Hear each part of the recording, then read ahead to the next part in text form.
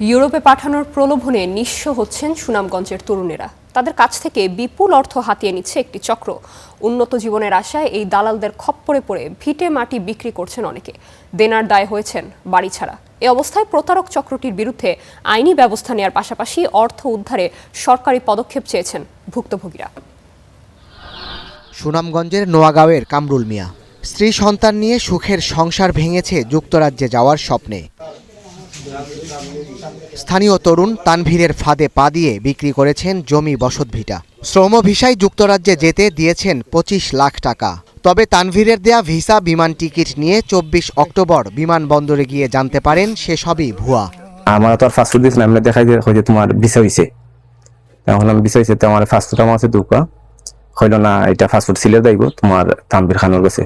আমার এয়ারপোর্ট পাঠাইছে, পাঠানি পরে আমার ইমিগ্রেশন অফিসার আর ওই দিনে বোর্ডিং অফিসাররা হইল তোমার বেসা কালকে হইলাম তোমার সম্পূর্ণ ডকুমেন্ট তুমি এখানে আমরা এখানে স্টাফ হলাই তোমার ফ্লাইট হইতো নাই, তোমার ভিসা এগুলো ক্যান্সেল হয়ে গেছে, এগুলো তো ফেক, এটা সম্পূর্ণ ডকুমেন্ট ফেক, এর লাগে তোমার ভিসা ক্যান্সেল। এরপর শত চেষ্টায় দেখা পাননি তানভীরের। এনজিও ঋণ আর ধার দেনায় দিশেহারা পরিবার। মামলাতেও মেলেনি প্রতিকার। বিটা বাড়ি, জমি, গাড়ি ছিল, ওইগুলা সব বিক্রি করে দিছে।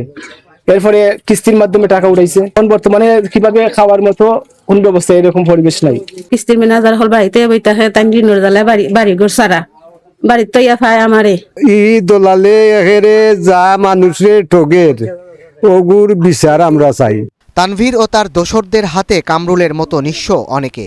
ভুক্তভোগীরা বলছেন, তানভীর, তার চাচাতো ভাই মুহিব ও মালেক সহ একটি চক্র সিলেটে বেনামি এজেন্সি খুলে হাতিয়ে নিচ্ছে মোটা অঙ্কের টাকা।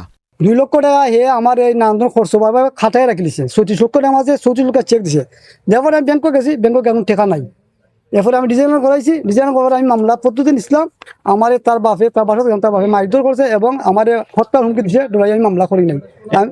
জগন্নাথপুরের প্রবাসী অধ্যুষিত ইউনিয়ন সৈয়দপুর। এখানকার তরুণদেরই প্রধান লক্ষ্য প্রবাস জীবন। ইউরোপ যেতে জীবনের ঝুঁকি নিয়ে অনেকেই অবৈধভাবে রওনা দেন সমুদ্র পথে। তাদের কারো কারো ঘটে সলিল সমাধিও। তাই মোটা অঙ্কের টাকা দিয়ে বৈধ পথে যেতে চান অনেকে। আর এই স্বপ্নকে পুঁজি করছে স্থানীয় এই দালাল চক্র। স্থানীয়দের অভিযোগ, প্রভাবশালী চক্রটি দীর্ঘদিন ধরে অর্থ হাতিয়ে নিলেও প্রশাসনের কোনো তৎপরতা নেই। বুয়া ডকুমেন্টস বানাইয়া তারে লন্ডন পাঠাইতে হইয়া সব টাকা নিছে কি। দালালর শাস্তি চাই, দালালর চক্কর পইরা যাতে আর কেউ মার বুক খালি হয় না, কেউ বিটা উচ্ছেদ হয় না, ঋণগ্রস্ত হয় না, ওটাও আমরা প্রশাসনের কাছে দাবি। এ নিয়ে জানতে বাড়ি গিয়ে দেখা মেলেনি তানভীরের। মুঠোফোনে যোগাযোগ হলেও দেননি সুস্পষ্ট কোনো উত্তর। একজন এক এক নাম বলে যেভাবে যেটা করতেছেন এটা ঠিক না এগুলা। হ্যাঁ, আপনারা সরাসরি আমার অফিসে আইসেন কোনো কিছু জানতে চাইলে। হ্যাঁ, আর এমনি ওই যে বয়স করে নানান ধরনের নানান আশ্রয়টা নিয়েন না। এদিকে দালাল চক্রের বিরুদ্ধে চিরাচরিত সেই ব্যবস্থা নেওয়ার আশ্বাসই দিচ্ছে পুলিশ। এটা প্রবাসী কল্যাণ মন্ত্রণালয় আছে, তাদের সাথেও আমরা যোগাযোগ করব যে এটা তো লাইসেন্সিং এর ইস্যু আছে এবং আমাদের যখন তদন্তটা আসবে তো ফুল ফেজে যখন আসলে সেইখানে কার কতটুকু লুফল যাচ্ছে, কে কতটুকু কিভাবে জড়িত সেগুলো তো বেরিয়ে আসবে। এবং যেহেতু এটা নেশানোয়ার্ড ছড়িয়েছে এই বিষয়টি, তো সেই মামলাগুলো তো আমরা সর্বোচ্চ দক্ষতার সাথে, আন্তরিকতা, নিষ্ঠার সাথে সেগুলো করব। এই চক্রটির বিরুদ্ধে দ্রুত আইনি ব্যবস্থা নেয়ার পাশাপাশি সচেতনতা বাড়াতে সরকারি পদক্ষেপ চাইছেন স্থানীয়রা।